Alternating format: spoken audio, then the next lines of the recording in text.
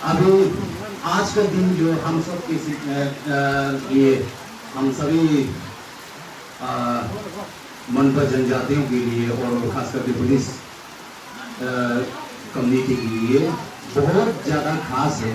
वो बहुत ज़्यादा खास क्यों है कि हमारे परम पावन दलाई लामा जी का आज के दिन में 6 जुलाई 1935 में ये जन्म हुआ है। न्यारांग इसे जिना नामलो शिवा तांगापी छे इंदिला खम तिब्बत में खम दोखम तक्सल बोल के एक जगह है। तक्सल पूरा दोखम का ही जुरिस्डिक्शन में आता है तक्सल भी, लेकिन तक्सल एक छोटा सा विलेज है। वहाँ पे एक किसान फैमिली में जन्म लिया है। यावर बुझे बुझो एक किसान फैमिली में जन्म लिया है। तो ये गांव भी बहुत ही लगभग 9000 फीट सी लेवल का एक ऐसा गांव था जो है, अभी भी है वो गांव।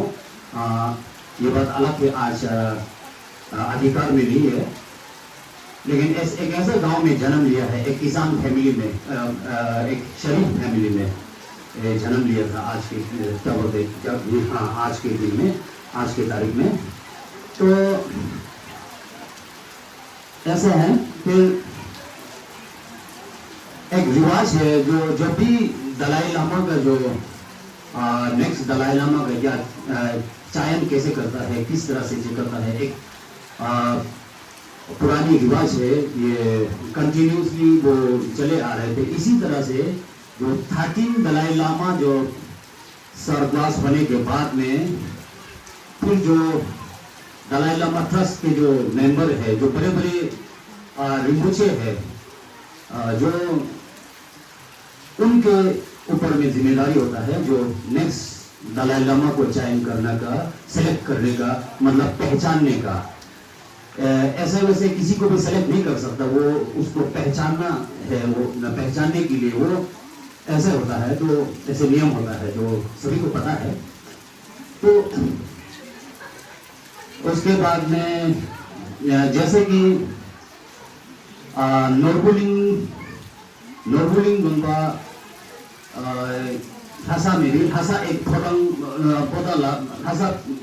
पोदाला पैलेस एक अलग जगह है जो मेन जो तिब्बत का है। लेकिन दलाई लामा का जो एक रेजिडेंशियल गुंबा है, वो जो नोरबुलिंग जो उस नोरबुलिंग में जो 13 दलाई लामा स्वर्गवास हुआ था, तो 13 दलाई लामा की एक स्वर्ण मूर्ति बना के उन्हीं के सीट पर विराजमान थे।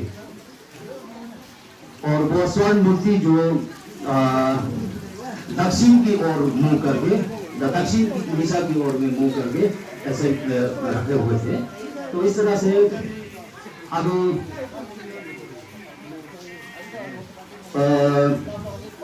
13 दलाई लामा के स्वर्गवास होने के बाद में कुछ लगभग 2 साल में फिर वहाँ के जो जिम्मेदारी है,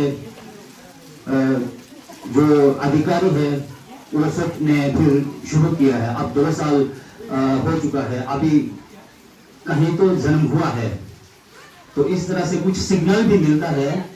तो इस तरह से कहीं तो जन्म हुआ है बोल के, तो इस तरह से फिर कार्य शुरू किया है उन लोगों ने। तो बहुत पहले का रिवाज होता था, एक तो हम लोग ज्योतिष का जो देखना है, भविष्यवाणी करना, ये सारी चीज, बहुत सारी चीज होता है। और फिर हाजुशी करके, तो ऐसा भी होता है। और तिब्बत में हम बोल के श्री देवी काली देवी का एक लासो बोल के एक झील भी होता है। तो वो झील भी एक चमत्कारी झील है वो। तो जब भी वो नेक्स्ट जो अवतार को ढूंढना होता है, तो उस झील में जा करके प्रार्थना करते हैं, तो वो झील कुछ ना कुछ सिग्नल जरूर देता है, सिग्नल जरूर देता है। तो इस तरह से कभी कभी उस झील में हाथ जोड़ के जो लामा है, बड़े बड़े लोग है, अधिकारी है, वो सब सभी ने मंथन करके तो जब करते हैं तो उस झील में या तो कभी पिक्चर दिखाई देता है, कुछ जगह का पिक्चर भी दिखाई देता है, या फिर कुछ लिखित में भी कुछ पहचान में आता है। तो इस तरह से कई सारी चीज ऐसे तिब्बत में रिवाज है ऐसा। तो जहां तक 14 दलाई लामा का जो ये 14वीं दलाई लामा का अवतार का सवाल है, तो उनमें ऐसा एक कुछ सिग्नल मिला है जो वहां में जब देखा तो सबसे पहले एक कुछ 3 अक्षर उसमें दिखाई दिया है, सबको क्लियर दिखाई दिया है उस झील के अंदर में, आ का मा करके, आ का मा करके एक 3 अक्षर उसमें दिखाई दिया है। तो उस 3 अक्षर में कुछ तो मिली है, तो इसीलिए थोड़ा सा कंफ्यूज था उन लोगों को, क्लियर समझ में नहीं आता। जो भी है, जो भी सिग्नल मिलता है वो सब साथ ही साथ लिखते जा रहे, नोट किए जा रहे थे सभी लोग ने। तो फिर कुछ दिन बाद फिर वहां रुका, ये लोग सेटिस्फाई नहीं हुआ उनसे, तो फिर रुका, तो फिर जगह दिखाई दिया है, कुछ जगह है ऐसा, कभी हम भी ऐसा होता है ना, कभी कुछ देखा जैसे लगता है करके ना, तो इस तरह का एक देखा जैसे एक जगह दिख रहा है। तो उस जगह पे बहुत सारे टेम्पल्स, गुम्बा थे, बहुत सारे गुम्बा थे। वो गुम्बा के छत जो कुछ हरा रंग का, कुछ पीला रंग का, इस तरह से छत दिखाई दिया, तो ये नोट किया है। फिर इस गुम्बा का ही आसपास में एक गांव दिखाई दे रहा था, उस पिक्चर दिखाई दे रहा था। और गांव के छत जो लगभग सभी जो नीला रंग का छत थे। तो इस तरह से ये सारी चीज नोट करके जब नोर्बुलिंग में वापस आया, तो नोर्बुलिंग में सिंहासन पे जो विराजमान स्वर्ण मूर्ति जो जनरली वो दक्षिण की ओर मुंह करके रखा हुआ था, लेकिन वो ऑटोमेटिकली अपने तरफ से पूर्व दिशा में मुंह करके बैठा है। तो अभी नोर्बुलिंग के जगह से अभी तो हम तक्सर जो पूर्व की तरफ में पड़ता है, इसका मतलब। तो इस तरह से फिर तब ये लोग अभी इस तरफ में जाना है बोलते, पूर्व की तरफ में जाना है बोलते। तो बहुत कई महीनों के बाद में जो पहुंचा है तक्सर की जगह में पहुंचा है, तो जगह पहचान में आया है। तो जो उस झील के अंदर में पिक्चर दिखाई दिया है, वो सारे चीज उस जगह में गुम्बा जो तक्सर गुम्बा जो बहुत बड़ा गुम्बा है, तो उस गुम्बा के छत में रंग जो कलर जो बिल्कुल हूबहू जो उस झील के अंदर में पिक्चर में दिखाई दिया, वो सभी को देखने को मिला है। तो साथ साथ उस गांव में जो विलेज का जो है छत पे वो नीले रंग के थे, वो सभी दिखाई दे रहा है। तो यकीन हो गया तो इसी गांव में है। तो हमारे ये 14वीं दलाई लामा का नया अवतार इसी गांव में है करके, तो इस तरह से प्रोसेस शुरू हुआ। तो फिर पूछते हर एक गांव में पूछ के 2 साल के करीब आसपास का कोई बच्चा है या नहीं, किस गांव में कितने बच्चे हैं, सारे इंफॉर्मेशन कलेक्ट करने के बाद में उस घर में एक 2 साल का एक छोटा सा बच्चा है। तो थोड़ा सा सामान्य नहीं है, निमन नहीं होता है, अच्छा अलग से एक तो है बोल के कोई इंफॉर्मेशन मिला है, तो वहीं गया है, ये लोग ने गया है। तो जाने में चेयरमैन जो उनका सबके ग्रुप में जो सबसे बड़ा अधिकारी जो सेवक बन गए, और सेवक जो ऑफिसर बन के उस घर में गया है, उस घर में जा करके तो आज यहाँ पे शरण दीजिए, हम लोग किसी वजह से ऐसे आया बोल के शरण मांगा है, तो वहां बैठा है। तो ऐसे ये जो सेवक जो ऑफिसर बना हुआ था, उनके हाथ में 2 मालाएं थे जो जिनमें से एक जो एक्चुअल 13 दलाई लामा का माला था, अन्य जो किसी और लामा का था। तो ऐसे करके ऐसे दिखा के किया, तो वो छोटा वाला दलाई लामा ने बोला, लामा आप ये माला हमको चाहिए बोल के उन्होंने ऐसे बोला है।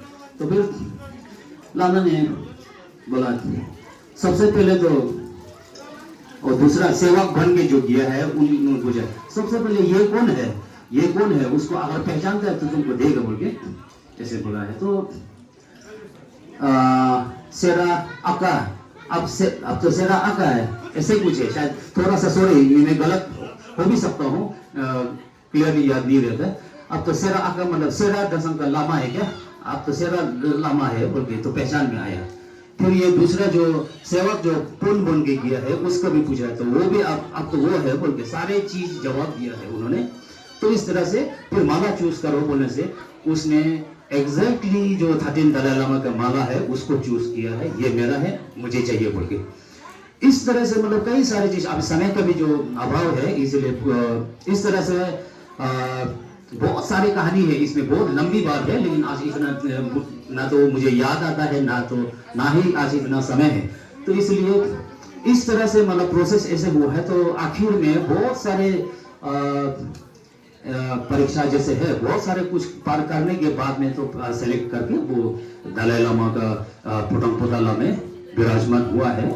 इस तरह से और सभी को पता है। फिर वहाँ का जो अपना मोनास्टिक एजुकेशन होता है, सारी चीज सब कुछ कंप्लीट करने के बाद में फिर वो प्राइम मिनिस्टर इस तरह से ऐसे फिर आखिर में 1959 में, अब 59 में पहुंचते हैं डायरेक्ट 1959 में फिर चाइना द्वारा ये आक्रामकता तरीके से जो कब्जा करने के बाद में तो जाओ रिम्पोछे मजबूरन भारत में शरण लेना पड़ा है। तो उसी दौरान हमारे यहाँ से इधर ये हमारे युगमदुंग का इलाका से 10 अप्रैल 1959 के दिन में इधर से यहाँ पे शुभ चरण पड़ा है उनका। तो इस तरह से आज जो हमें मौका मिला है 90वें जन्मदिन पर, जो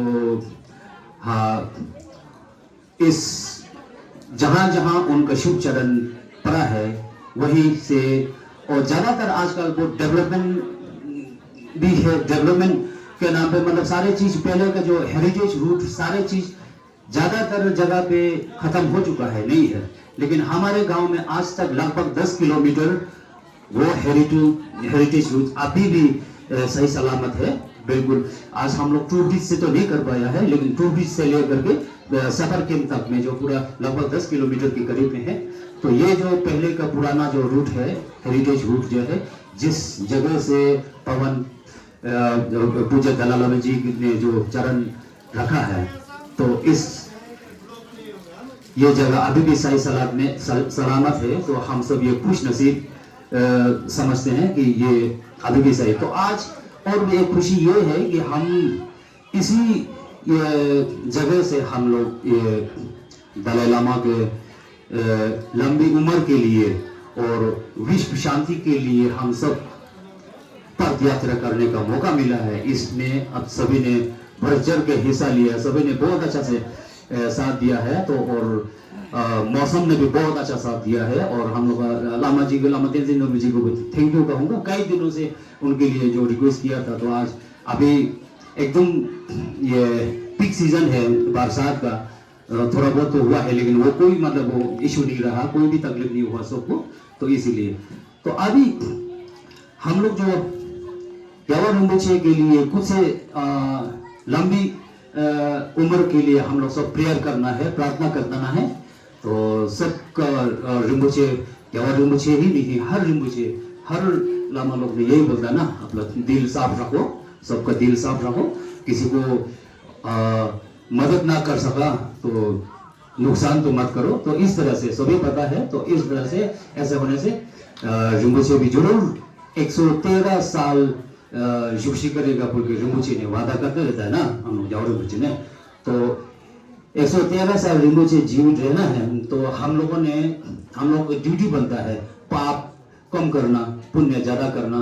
तो इस तरह से ये सब चीज है। तो आने वाले दिनों में भी सभी हम उम्मीद करते हैं ये, और आज ये इस शोर में ये जो हम लोग का लड़का लोग है, तो उन लोगों ने भी ये बात शुरुआत बात इन्होंने छेड़ा है। तो और खास करके हम लोग गांव बुरा लोग सभी लोग सबको बहुत सभी ने बहुत अच्छा से ऑर्गेनाइज किया है, बहुत अच्छा से ऑर्गेनाइज किया है।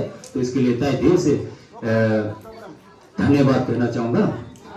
तो आने वाले दिनों में और इससे भी भव्य तरीके से और भी अच्छा तरीके से मनाने का हम उम्मीद करते हैं।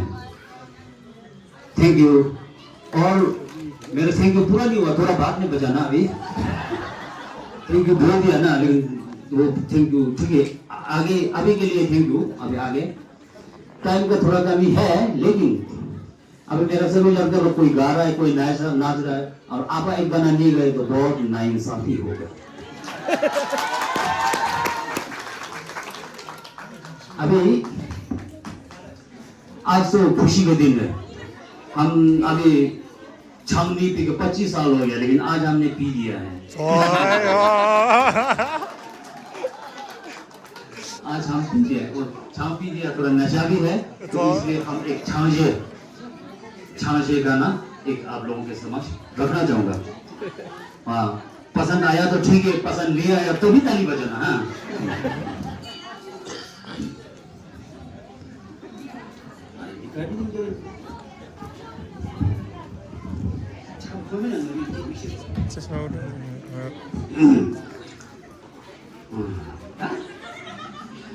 Chalo da Singapore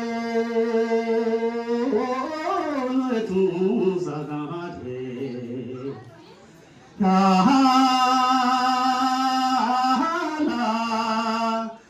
chala ji bade chasi ma yore ya